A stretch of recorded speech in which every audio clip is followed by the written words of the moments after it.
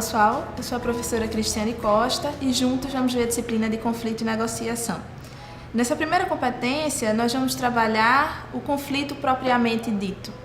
Provavelmente vocês já passaram por algum conflito, mas nós vamos trabalhá-lo ponto a ponto e ver como é que a gente pode administrar. O homem é um ser conflitivo por natureza. As relações interpessoais, por sua vez, também caracterizam a existência de conflitos. Em nosso dia a dia, nos seus relacionamentos com seus colegas, nas escolas, em família, nós podemos perceber esses conflitos. Mãe com filho, marido com esposa, isso é extremamente comum. Mas como é que nós vamos resolver? Um conflito consiste em um embate, uma discussão, uma luta. Pode ainda simbolizar elementos de oposição em um jogo de forças. E aí, quando nós falamos de jogo de forças, não é esse jogo propriamente dito, de um brigar com o outro fisicamente. E sim, esse jogo de forças no sentido de quem ganha, quem vai perder, quem vai sair o vencedor. Mas ele é, antes de tudo, uma relação interpessoal, ou seja, uma relação entre pessoas, consistindo em uma forma de interação social, essa forma como nós nos ligamos e nos relacionamos com as pessoas. O conflito geralmente surge de questões de discordância de objetivos, de opiniões ou mesmo por oposição e incompatibilidade entre as partes envolvidas no conflito. Ou seja, o conflito ele começa em uma parte discordando da outra. Eu discordo de você e você discorda de mim. Você já vivenciou algum conflito? Provavelmente sim. Uma forte característica da origem dos conflitos é a existência de grupos ou mesmo de partes oponentes. Nós já falamos isso. Desde que exista uma parte que discorde de outra, mesmo que a outra esteja a favor e essa pessoa não seja humilde ou não seja flexível, esse conflito vai existir. E quais são as causas dos conflitos? Vamos ver alguns. Competição por recursos limitados, choque de valores e culturas diferentes, isso é extremamente visível nos dias de hoje. E aí a gente pode dar um exemplo simples, como por exemplo o próprio sotaque ou os vícios de linguagem de pessoas que moram em regiões diferentes.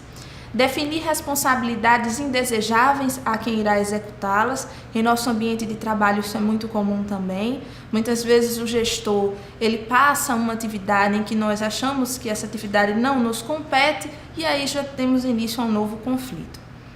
Mudanças que geram medo e desconfiança, e aí vale uma observação importante. Toda mudança ela gera medo e isso não é um fator negativo. Mas o fator negativo é como é que eu vou lidar com essa mudança, com esse medo. O medo é algo interessante porque ele nos coloca os pés no chão e não nós fugirmos dele. Esse é o lado negativo. Um conflito será positivo em uma organização se a partir dele houver um relativo aumento de produtividade ou mesmo se ele funcionar como um meio para se alcançarem objetivos e metas. E aí vamos prestar atenção.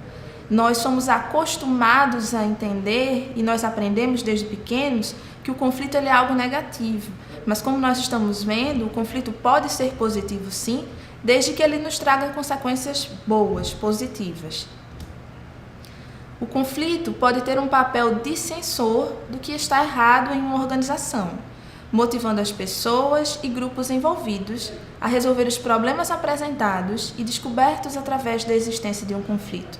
Nós podemos dar como exemplo os conflitos de interesse em relação ao governo e à população de um modo geral. O conflito existe, a população vai às ruas, a população luta, o conflito existe, mas o lado positivo é de que a população acorda e está lutando por seus direitos. Um conflito pode ser negativo se fizer com que haja perda de motivação para o trabalho e se tornar uma situação com desperdício de esforços. E a gente vê um outro lado do conflito. Desde que ele não nos motive, ou que ele não nos cause esse bichinho que nos corrói para que nós possamos mudar uma situação, ele é visto sim de forma negativa. O sucesso na resolução de conflitos acaba acontecendo quando as partes envolvidas têm uma atitude colaborativa, ou seja, quando as pessoas de fato, como nós vemos nas figuras, na figura a seguir, elas se dão as mãos, quando as pessoas elas vão à luta por esse objetivo. se dispondo a negociar na busca de objetivos comuns para solucionar o problema. Nem sempre esse objetivo é o meu, mas é o objetivo que eu percebo que ele é comum e vai ser melhor para o grupo que eu faço parte. Para os gestores, é extremamente importante conhecer e detectar um conflito, principalmente em suas fases iniciais. É como uma doença, que quando nós percebemos depois que ela está instalada, fica muito mais difícil curar. Isto porque cabe aos administradores e gestores a tarefa de identificar as diferenças, o objeto e a natureza do conflito, a fim de verificar a melhor forma de solucionar. A partir do momento que o gestor ele detecta essa dificuldade, esse conflito entre o grupo que ele faz parte, fica muito mais fácil dele agir em colaboração com as pessoas que fazem parte do grupo e através dele próprio que vai ter a sensibilidade de trabalhar com essas dificuldades. O bom gestor aplica as modalidades de resolução do conflito mais adequadas. Ele vai sentir através do grupo que ele faz parte. Daí a importância de nós sabermos, e do gestor saber principalmente, quem são as pessoas que fazem parte do grupo dele. É muito difícil tomar decisões se nós não sabemos quem são as pessoas que fazem parte do grupo que nós estamos participando. Entretanto, deve-se planejar e observar os conflitos, para sempre tirar o máximo proveito da situação conflitante em benefício dos objetivos da empresa, sem influenciar negativamente nos objetivos do seu oponente.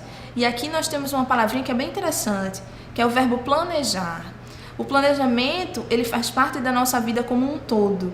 Se a gente não faz um planejamento, por exemplo, da nossa vida financeira, ela provavelmente virará um caos. E aí a gente tem exemplo de cartões de crédito, que nós temos o crédito, mas achamos que não vamos pagar no final do mês. Nós não fizemos um planejamento adequado daquele cartão, do uso daquele cartão. Na área da gestão, é exatamente a mesma coisa. Eu preciso fazer um planejamento, tentando me antever às situações, tentando programar planos B para que essa proposta de melhora daquele conflito, ele de fato aconteça. Não se pode deixar de destacar, entretanto, que a natureza dos conflitos se dá não só pelas diferenças entre as pessoas e as instituições, mas também através de atitudes comportamentais das partes nele envolvidas. E aí vocês provavelmente já passaram por alguma situação desse tipo. Nós não somos iguais, as pessoas são diferentes. E isso já nos causa alguns entraves em relação às relações interpessoais propriamente ditas. Porque as pessoas, cada cabeça é um mundo.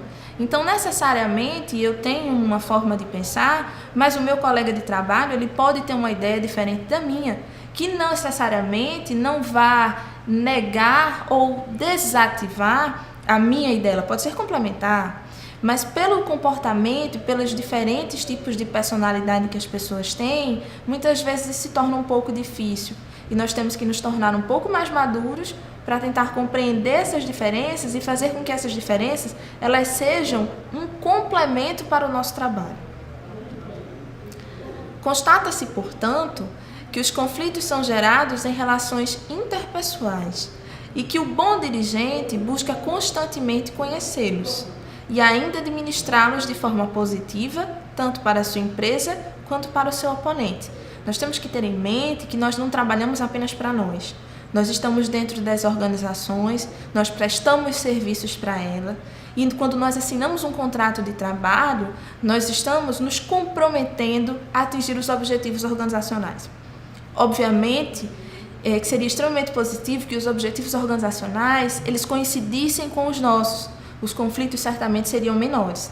Mas nós já acabamos de ver nesta competência que os conflitos são positivos e que eles podem sim, se bem administrados, favorecer para um bom relacionamento entre as pessoas e principalmente para os ganhos que a empresa vai ter.